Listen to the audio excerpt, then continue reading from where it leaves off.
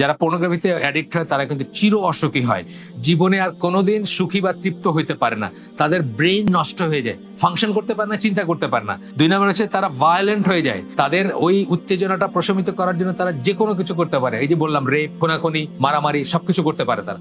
Family ভেঙে যায়, বাস্তবে বউ এইভাবে বিহেভ করে না, একটা পর্নোস্টার যেভাবে বিহেভ করে এইভাবে করে না। সো আপনি বিয়ের সাথে সাথেই আপনার মনে দূর এটা কি করলাম।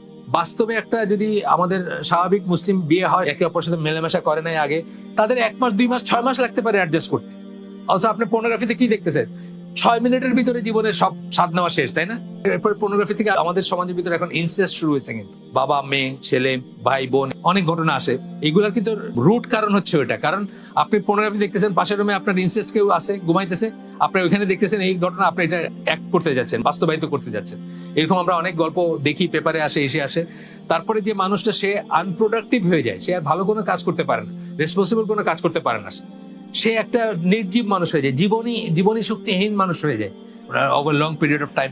বদমেজাজি একটা বাজে লোক হয়ে যায় এবং পারভার্ট হয়ে যায়। এই পর্নোগ্রাফির ব্যাপারটাই এমন যে আপনার কালকে যেটা দেখছেন আজকে আর সেটাতে ধরবে না। এটা একটা নেশার মতো ব্যাপার, মানে কালকে আপনি একটা সিগারেট খেয়ে হয়তো আজকে 2টা, তারপর 3টা, তারপর 10টা, তারপর 2 প্যাকেট, বুঝছেন না? মানে এটা বাড়তেই থাকবে উত্তর, এবং এক সময় দেখবেন যে আপনার কিছুতেই কিছু হচ্ছে না।